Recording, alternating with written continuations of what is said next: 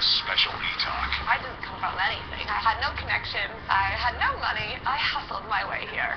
From gospel singer to global superstar, Katy Perry's living life on top, and she's bearing all in a candid new documentary. I thought it was necessary for it to be real and honest and vulnerable and to show that you don't have to be perfect in order to achieve your dreams and your goals. Since releasing One of the Boys in 2008 and Teenage Dream in 2010, she's become the first female to have 5 #1 singles on one album, sold more than 11 million copies worldwide, spent more than 52 consecutive weeks in the Billboard Hot 100 Top 10, and now with her own movie, it's safe to say she's one of the most recognizable figures on the planet. I think it's important for me to do everything with integrity and respect, and I don't think I've lost my moral compass. But life in the spotlight isn't always glamorous. Maybe that's how they concocted this rumor, but I mean, God, the internet and rumors. So join us as we get up close with the girl behind the glitter about film, fame, fans, and fashion. I wanted to know how you describe your personal style. Oh, full-on weirdo. Full-on weirdo. No, I don't. It takes you inside her Toronto premiere, where she gives her fans the ultimate surprise. They just thought they were coming to see a preview of the film, but really they were coming to see me in real life, too. Get ready as E-Talk presents Katy Perry, Part of Me. Okay, let's start with a bang. When you hear Katy Perry, one of the biggest pop stars on the planet, what do you feel? Oh, I think that would be feeding into my narcissism if I answered that question. I kind of just still think I'm kind of normal, although I've never really been normal. I think that's been to my advantage. I don't know. I'm just happy that I get to check off my goal list one by one. Let's go back to Teenage Dream. You've got so many great songs on this one album, 5 #1 hits. The only other time it was done was by Michael Jackson. You're the first woman to do that. That's got to be a sense of pride in knowing that, to be the first to do that. It's very wonderful, this feeling, and to be able to achieve all of my dreams so far. I think what really works for me is that a lot of these songs are just kind of like my diary. Katy's life has been an open book since shooting to stardom in 2008 with her summer anthem, I Kissed a Girl. And her true fans know there's a lot to be learned by listening closely to her lyrics. They're like my honest life on paper and put in a song. And that's what I'll continue to do, even with my next record, is be honest and try and connect to that emotional chord in people, because everybody has like situations and problems and things, and we all think that they're unique and no one else could possibly relate to them. But then you hear a song that talks about them or deals with a subject that you're going through, and you're like, oh my gosh, she is kind of just like me, and you realize we're all like each other, and it's nice to have a soundtrack to get through obstacles in life.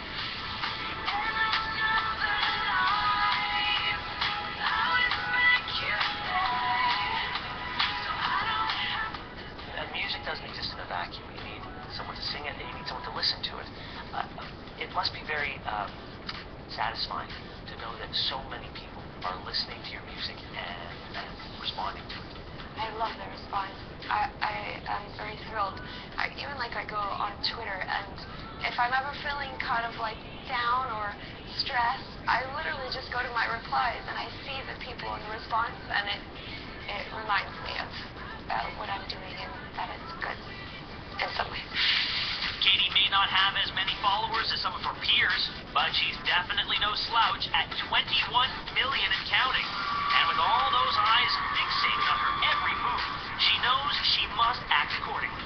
I think it's important for me to do everything with integrity and respect, and I don't think I've lost my moral compass, and I try and just plant good seeds in the world.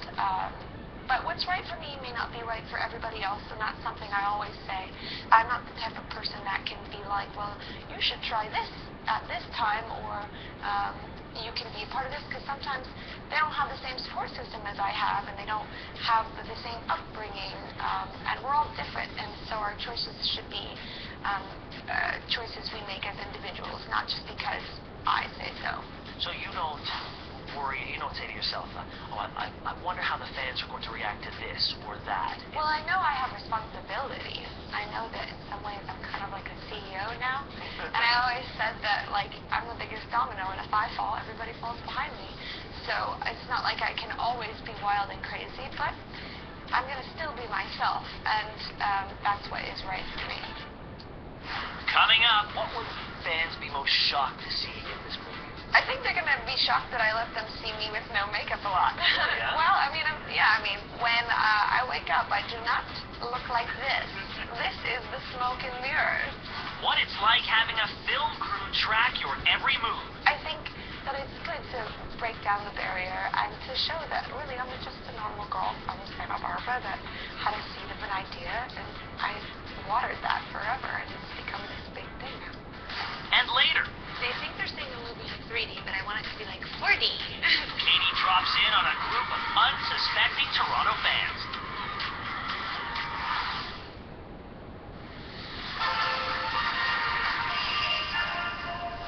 A lot has happened in Katy Perry's life, both on and off stage, since cameras started rolling before her California Dreams tour began back in February 2011.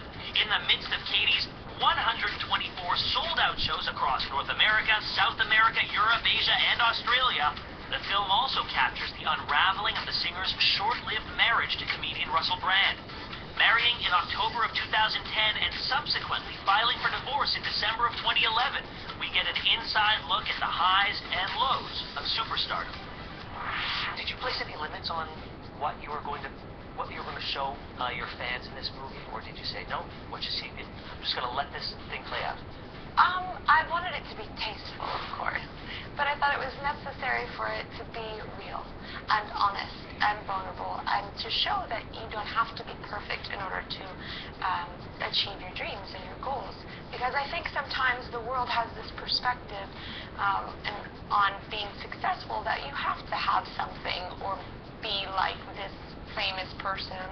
Just be yourself. That's kind of my motto. And if all this sounds familiar, it's because Katy's story is similar to Justin Bieber's, whose path to stardom is well documented in his own flick, Never Say Never. There's no music, though. It's all in my head. It's in my heart, actually. You don't have to come from something. I didn't come from anything. I had no connections. I had no money. I hustled my way here. What would fans be most shocked to see in this movie? I think they're going to be shocked that I let them see me with no makeup a lot. Yeah? Well,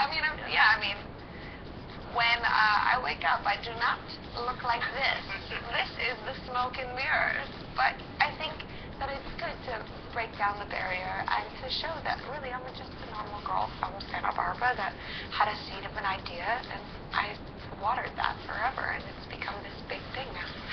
And it's a pretty ambitious vision for the 27-year-old, who even put up $2 million of her own to fund the project. It's not just a concert movie. No, not at all. It's showing you kind of what's under the hood. It's showing you the engine of this whole operation, and it's showing you that there's a lot of hard work, and sometimes there are curveballs and obstacles, but you can get through them if you really want to.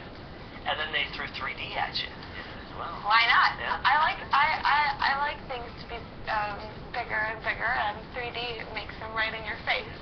Well, and all those unflattering shots that I left in the film. I'll be even more bloated. Thank you so much for believing in my weirdness. I didn't really know it was going to be a big Hollywood movie. Like, for instance, they're putting up these posters in Los Angeles right now while I'm away, and I'm going to come home and I'm going to see myself on billboards. I'm going to be very freaked out, but very flattered. But it sounds like music will continue to be her main focus, for now anyway.